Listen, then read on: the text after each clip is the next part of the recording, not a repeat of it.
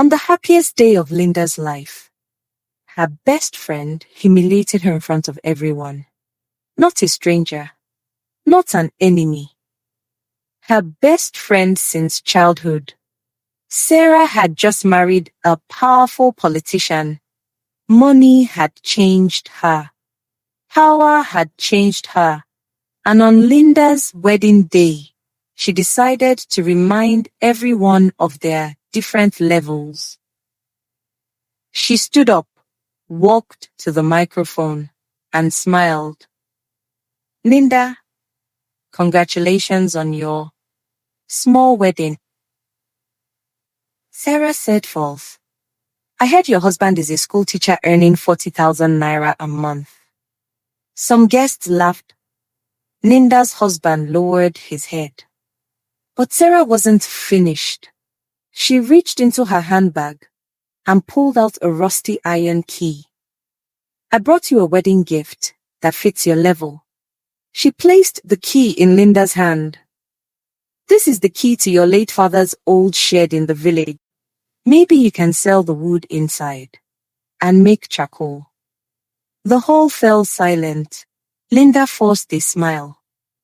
But inside, her heart broke. Sarah didn't just embarrass Linda that day. She erased her. A few weeks later, Linda sent her a message on WhatsApp. No reply. Then another. Still nothing. Finally, Sarah sent one last message. I don't associate with people who have no value. Then she blocked her. Just like that. Years of friendship gone. While Sarah lived in a mansion in the city, Linda and her husband struggled. His teaching salary could barely cover rent. Eventually, they made a painful decision. They moved to the village. The same village Sarah had mocked. Life was simple there. Small house, little money. But Linda never complained. Her husband loved her deeply. And together, they tried to build a quiet life. One evening, while cleaning their small home, Linda found something in her bag. The rusty key.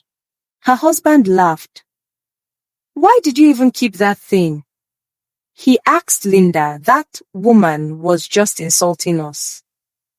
But Linda stared at the key thoughtfully. My father loved that shed. Linda replied, maybe we should at least see what's inside. The next morning, they walked to the shed. It stood quietly at the edge of the village, covered in dust, forgotten. Linda placed the key in the lock. It turned slowly. The door creaked open. Inside were old wooden crates, covered with thick dust.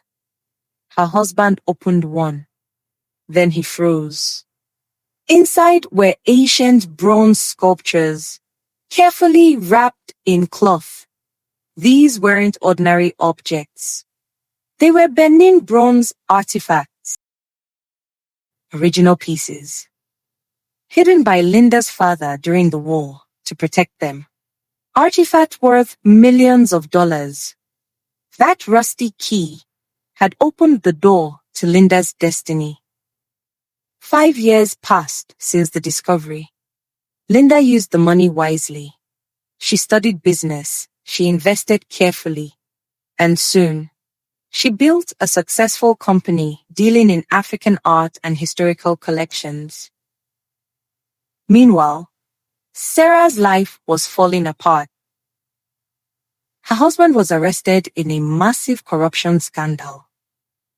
Their bank accounts were frozen. Their mansion seized. Everything was gone. For the first time in years, Sarah needed a job. She applied to work as a receptionist in a large company. She sat nervously in the waiting room. When her name was called, she walked into the CEO's office.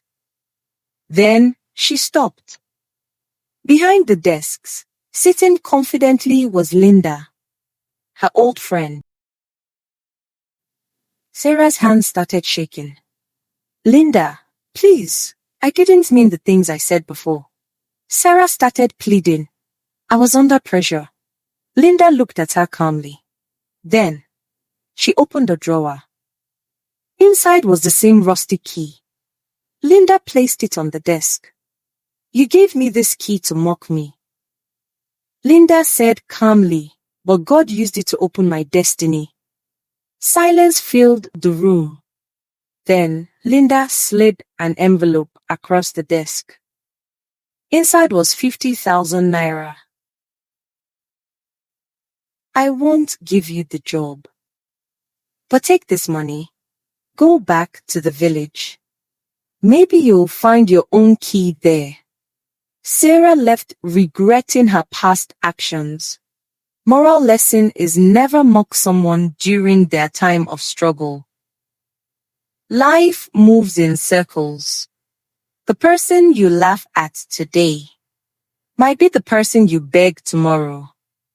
And sometimes, the insult meant to destroy you becomes the key that opens your greatest blessing.